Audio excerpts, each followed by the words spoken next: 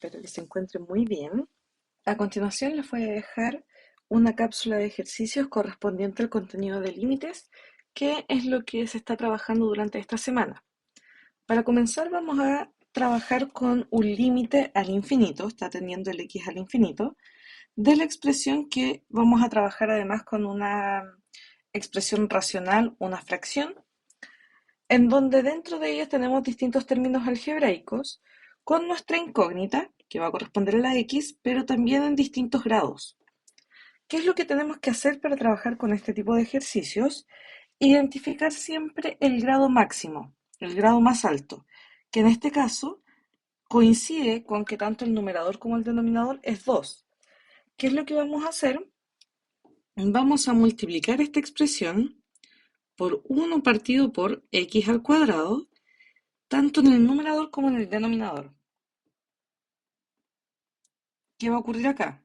Seguimos manteniendo el límite cuando x tiende al infinito. Y ahora cada uno de los términos que tenemos en nuestra expresión va a quedar dividido por x al cuadrado. Entonces esto nos va a quedar 3x cuadrado dividido por x cuadrado. 6x dividido por x cuadrado menos 1 dividido por x cuadrado. Todo esto está dividido por 2x cuadrado dividido por x cuadrado más 9x dividido por x cuadrado y más 3 dividido por x cuadrado. Y lo que vamos a hacer ahora es ir simplificando estas expresiones. Esto nos quedaría como el límite cuando x tiende al infinito. Si nos fijamos en esta primera parte, vamos a poder simplificar x cuadrado y x cuadrado. Por ende nos quedaría solo 3. Más, si nos fijamos acá, vamos a poder simplificar una x del numerador y una x del denominador, pero nos va a seguir quedando una en el denominador. Por ende esto nos quedaría 6 partido por x cuadrado. Menos, y ahí vamos a tener que mantener 1 partido por x cuadrado. No tenemos nada que simplificar en la última expresión. Lo mismo vamos haciendo en el denominador. El x cuadrado, simplificamos con el x cuadrado, por ende nos quedaría 2. Más, simplificamos x, una x del numerador y una x del denominador, entonces nos quedaría 9 partido por x, y de la tercera parte no podemos simplificar nada más. Esto nos quedaría 3 partido por x cuadrado. ¿Qué debemos recordar ahora? Empezamos a analizar cuál va a ser la tendencia del límite. Por ende, ya no es necesario volver a escribir acá porque lo estamos resolviendo. Esto nos quedaría, si nos fijamos en la parte de arriba, como aquí tenemos un número, una constante, el límite de una constante es el mismo número, entonces 3, más. ¿Qué va a ocurrir aquí? Ahí debemos recordar, lo voy a anotar acá, que cuando nosotros tenemos el límite tendiendo hacia el infinito, de un número cualquiera, voy a llamar el número a, dividido por la variable elevado a una potencia, que la potencia tiene que ser positiva y el a va a pertenecer a los reales. Entonces voy a decir que a pertenece a los reales y también que el valor de n, o sea, la potencia, pertenece a los números reales pero positivos, es decir, mayores que 0. Si tenemos esto, el resultado de nuestro límite va a ser 0. Y eso es lo que ocurre aquí, ocurre acá y en la parte de abajo también. De hecho, ahí me acabo de dar cuenta que esto era solo x, ahí sí. Por ende, aquí nos quedaría 0, el límite de 6 partido por x, y el límite de 1 partido por x cuadrado también sería 0, dividido por el límite de una constante es 2, 9 partido por x, si lo hacemos tender al límite nos va a quedar 0, más, y el límite de 3 partido por x cuadrado también sería 0. Por lo tanto, el resultado de nuestro límite sería 3 medios. Ahí tenemos entonces el resultado de este primer ejercicio. Voy a continuar acá. En este caso es algo semejante, pero la diferencia es la tendencia a nuestro límite. Ahora vamos a trabajar con un límite tendiendo hacia un valor numérico. Va a tender a 1. ¿Qué es lo que va a ocurrir? Una de las propiedades que es de la sustitución directa nos dice que nosotros podemos reemplazar directamente el valor de la tendencia del límite en nuestra incógnita. Veamos qué ocurre si hacemos eso. Lo voy a anotar acá. Sería 3 por 1 al cuadrado, 5 por 1, más 2. Todo esto dividido, 7 por 1 al cuadrado, menos 9 por 1, más 2. Si resolvemos sería 3 menos 5 más 2. Y abajo nos quedaría 7 menos 9 más 2. Si nos fijamos en la parte de arriba nos quedaría 0 y en la parte de abajo también nos quedaría 0. ¿Qué quiere decir cuando llegamos a esta expresión? Que vamos a trabajar con un límite indeterminado, es de la forma indeterminada. Pero si el límite nos da que es indeterminado, de todas formas igual podríamos calcularlo. ¿Cómo lo podríamos calcular? Factorizando nuestras expresiones. Entonces, voy a anotar aquí para realizar la factorización. 3x cuadrado menos 5x más 2. Si lo queremos factorizar, si nos fijamos acá, al multiplicar nos va a quedar 6 y buscamos dos números que al multiplicar se den 6, pero que sumados den menos 5, que esto sería menos 3 y menos 2. Por ende, ese menos 5 lo podríamos descomponer como menos 3x y menos 2x. Si agrupáramos estos dos términos, vamos a llegar a menos 5. ¿Y qué es lo que hacemos ahora? Factorizamos pero de a pares. Buscamos los términos en común que van a tener esos dos, que sería el 3x. Nos va a quedar aquí x menos 1. Y lo mismo hacemos acá. Factorizamos entre esos dos valores y podríamos factorizar por menos 2. Nos quedaría x menos 1.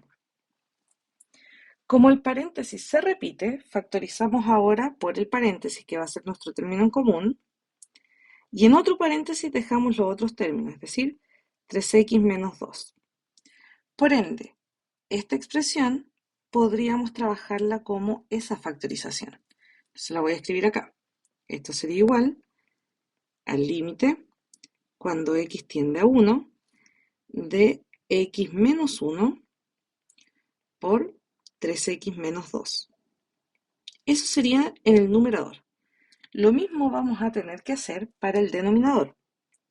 7x cuadrado menos 9x y más 2. O sea, el menos 9 lo descomponemos, lo podríamos dejar como menos 7x y menos 2x, que al sumarlas nos darían 9x negativo. Y factorizamos de a par, entonces aquí podríamos factorizar por 7x, nos quedaría x menos 1, y aquí factorizamos por 2 y nos quedaría x menos 1. Factorizamos ahora por el paréntesis y nos quedaría 7x menos 2. Eso sería en el denominador. X menos 1 y 7x menos 2. Ahí podríamos simplificar los x menos 1. Simplificamos uno de arriba y uno de abajo. Y lo que nos queda es el límite cuando x tiende a 1. En el numerador nos quedó 3x menos 2 y en el denominador nos quedó 7x menos 2. Como ya no podemos factorizar ni simplificar ninguna otra expresión, ahora hacemos la sustitución directa por nuestra tendencia del límite.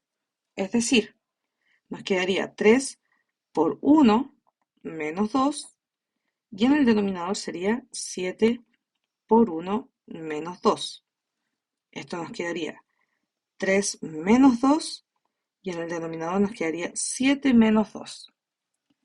Es decir, el resultado de este límite sería en el numerador 1 y en el denominador 5. Ese sería el resultado de nuestro límite. Y veamos un último ejercicio.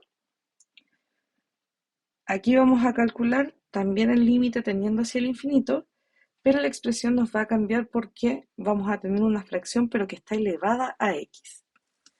¿Qué es lo que vamos a hacer en este caso? Vamos a tratar de acomodar nuestra expresión para que lleguemos a un límite conocido y ahí podamos ir identificando cuál va a ser el resultado. Lo primero que podemos hacer es, para que estas expresiones se nos hagan 1, dividirlas por 2 partido por x. Es decir, voy a hacerlo acá. Esto quedaría en el límite cuando x tiende al infinito y voy a dejar 2x más 3. De hecho, al tiro cada uno partido por 2x por la primera parte. Y en el denominador, 2x partido por 2x, lo mismo que hicimos en el primer ejercicio de esta cápsula. Así, y todo esto ahora nos va a quedar elevado a x. Simplificamos las expresiones.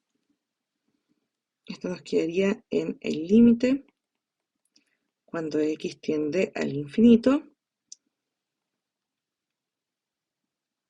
Ahí sí.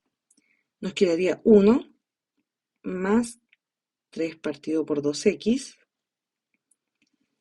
dividido 1 menos 1 partido por 2x. Y todo esto queda elevado a x. Una vez que tenemos esa parte, lo que podemos hacer es separar esta expresión para que solo el denominador nos quede el x. Es decir, esto sería el límite cuando x tiende al infinito. El 1 lo dejamos tal cual, pero ahí podríamos dejar como que esto es 3 medios y todo esto dividido por x. Y lo mismo en el denominador, 1 menos 1 medio y todo eso dividido por x. Seguimos manteniendo elevado a x.